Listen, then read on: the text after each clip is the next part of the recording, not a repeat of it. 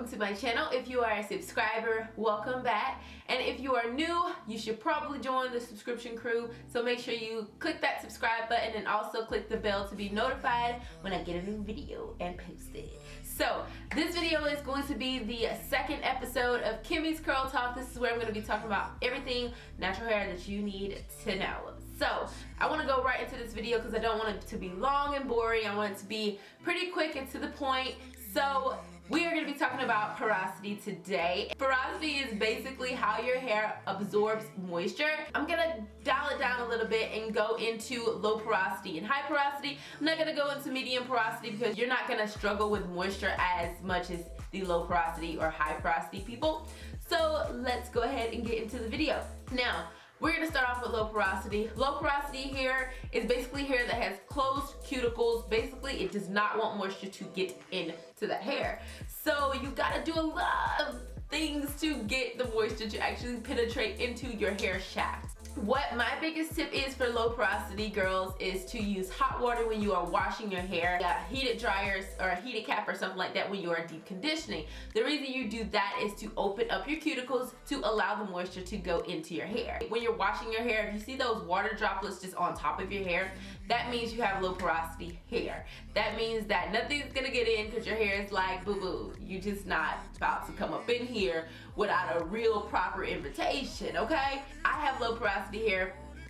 I always, like I said, use hot water when I'm washing my hair. I do not seal with cold water or anything like that because I don't want to close my cuticles at all. They're already closed majority of the time, so you don't want to close them. They're gonna close on their own. I just want to get as much moisture that I can into my hair. Another way that you can tell you have low porosity hair is if your hair just takes a long time to dry. These are sitting on top of your hair, so it's gonna take a lot longer to dry, and people with low porosity hair are not gonna necessarily need a bunch of sealant oils because your cuticles are gonna close and you're not gonna necessarily need a ton of sealants. That's why I kind of went ahead and mentioned different oils in my first episode of Kimmy Curls Talk, and I'll go ahead and put that in a card above. Low porosity hair doesn't really like protein because protein is meant to close the cuticles and the cuticles are already closed. So you don't necessarily need as much protein as someone with high porosity, which is what we're going to talk about now. High porosity ladies, your cuticles are open. Anything that goes in is gonna get into your hair. It doesn't take a lot to moisturize. It just takes a lot to retain the moisture. The moisture will not stay in because the same holes it used to go in, it's the same holes it's gonna use for it to exit. A lot of damaged and processed hair are normally high porosity because you have damaged the outer layer of your cuticles, which has caused all these holes. That's why when you have color treated hair, you have to add a ton of moisture. But like I said, a way to treat that is to make sure you're going in with sealants to seal all that moisture in. If you do not seal all the moisture that you put into your hair, then you're gonna be very upset because it's not gonna stay. The next day your hair is gonna be dry.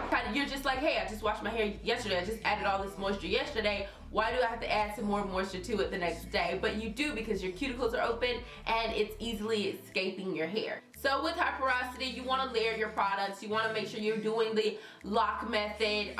But actually, I think the LOCO method is going to be the best method for a high porosity gal, just because you want to put all that moisture in and then you want to add that oil at the end just to seal all that moisture in and make sure that it stays in all day. Now, high porosity hair loves protein because it's going to need something that's going to close your cuticles, and that is what protein does. It helps strengthen your hair. You're going to want to use things that are going to help your hair, help strengthen the cuticles of your hair and things like that. So definitely make sure you check out that oils video because it's going to give you some insight on a few oils that you would be amazed that are going to help you. You want to use some heavy creams and heavy oils and like olive oil, coconut oil, things like that. So if you have damaged hair, those are things you want to incorporate into your hair care routine. That's pretty much it, guys. I didn't want this to be a super long video. This is just porosity. It's science, but it should not be that hard. I don't want to go all into depth about this situation, what this could be, and this possibility, and this possibility. You definitely have to go case by case with every person. The true way to test this is to do trial and error. Like, my hair used to be high porosity and now I'm low porosity, just because my hair used to be damaged and now it's not. So, you know, you just want to kind of gauge it yourself. Of course, there's the water test. If your hair sinks to the bottom, then it's high porosity because it's absorbing that water, has all those holes in your cuticles. But if it's low porosity, it sits on top of the hair. But I've done that test before. Half of my hair was low porosity, half of it was high porosity. So I was like, fuck it. I'm just gonna go by, you know, the fact that water sits on top of my hair, the fact that my moisturizers go deep into my hair with hot water, the fact that they stay in, my hair stays moisturized the next day after using these oils when I do this method and I do that method. Like I said, it's just trial and error, guys. So I hope you guys like this video. If you did, give it a thumbs up. Make sure you subscribe. So let me know if you guys are liking the Kimmy Curl Talk videos, because I am actually having a good time just sitting down chatting with you guys. So I think that's all for this video. Hope you guys like it. If you did, give it a thumbs up, and I'll see you guys in the next video.